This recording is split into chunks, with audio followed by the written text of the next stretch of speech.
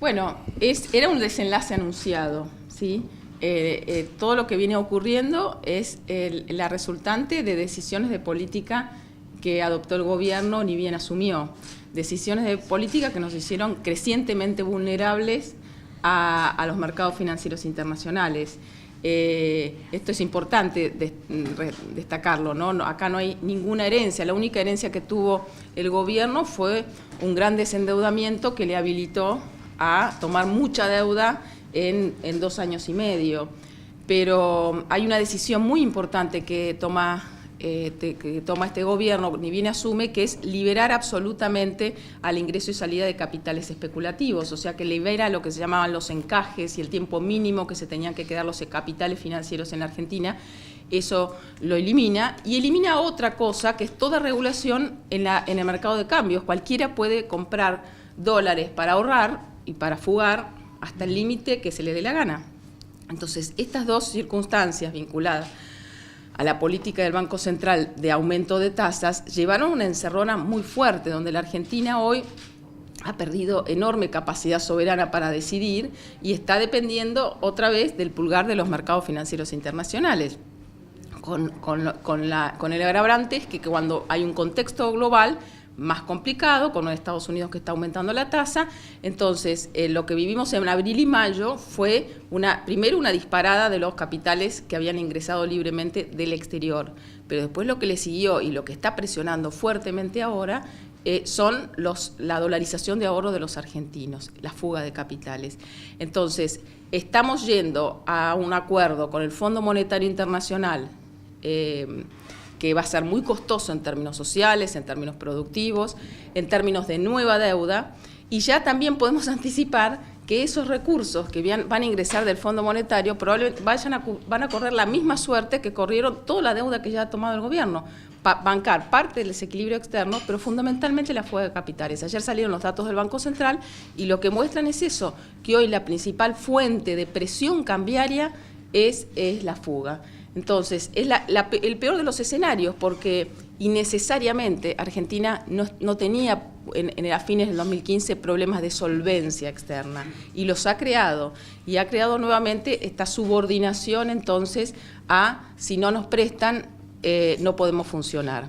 ¿El Banco Central está a merced de los mercados? Absolutamente, absolutamente. Yo cuando escucho que están queriendo mandar proyectos de ley que vuelvan más independiente del poder político, democráticamente elegido, en última instancia, cuando quieren un Banco Central más autónomo, reclama el Fondo Monetario, en realidad lo que pretenden es un Banco Central mucho más subordinado al mercado financiero, que es lo que ha venido pasando, y quieren todavía eso ratificarlo y formalizarlo en una ley que espero que no vaya a pasar al Congreso de la Nación. ¿Por qué se manejó mal el Banco Central ante la corrida cambiaria? Usted conociendo las herramientas que tenía. Porque no se sabía qué quería hacer el Banco Central. Realmente, cuando uno está frente a una corrida, tiene que tratar de saber que hay que pararlo, pero saber que se tiene espaldas para pararlo. Entonces el Banco Central intervenía, lo bajaba, después se retrocedía del mercado, venía alguien y compraba barato y después vendía caro, y después volvía a intervenir. Fue una cosa acá la justicia investigará, porque es cierto que hay fondos importantes que compraron cuando estaba barato, y habrá que ver si tenían información privilegiada o no.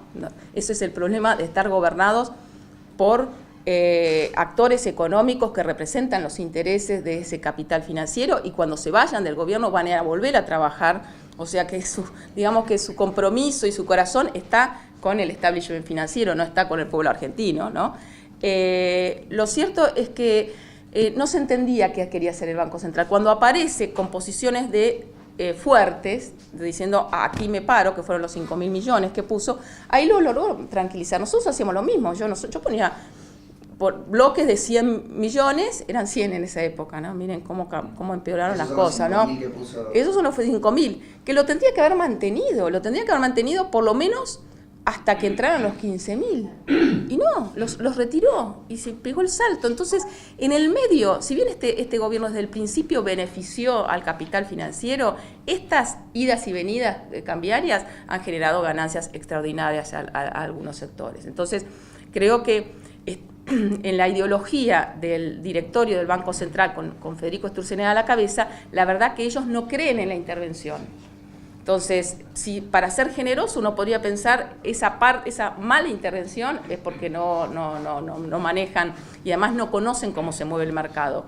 Ahora, pensar que un conjunto de consultores que vienen de las mesas de dinero van a manejar la política monetaria y cambiar la Argentina de acuerdo a los intereses de la producción, del trabajo, y no de acuerdo a la avidez del capital financiero que funciona en las mesas de dinero, es también hacerse el distraído. Se habla del dólar a 33 en el mercado futuro. En el mercado futuro, sí. ¿Sería más o menos un límite o el año que viene esto seguiría? Es que subiendo? eso, yo creo que va a haber volatilidad. No me gusta poner, no me gusta poner números, la verdad.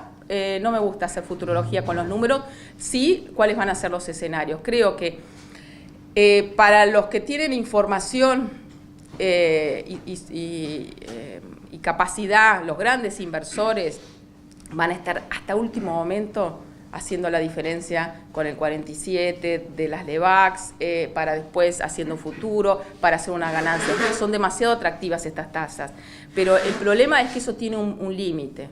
Y a mí me preocupa con esta cosa también, que hacía referencia recién, de creer que porque uno anuncia que va a haber subastas de 100 durante tantos días hábiles, no.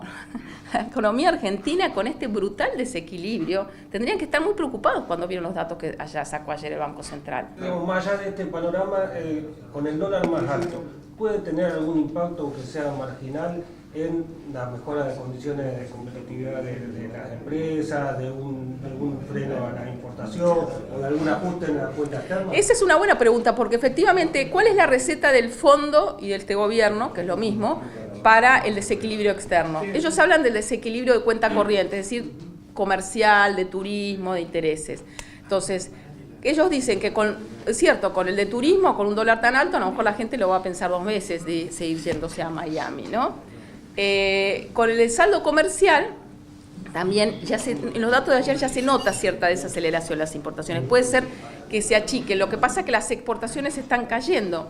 Yo hablaba con un gran empresario y le decía, a ver, ¿vos vas a exportar más con este tipo de cambio? Y no necesariamente. ¿Por qué? Porque el mundo está muy cerrado. El comercio mundial está muy cerrado.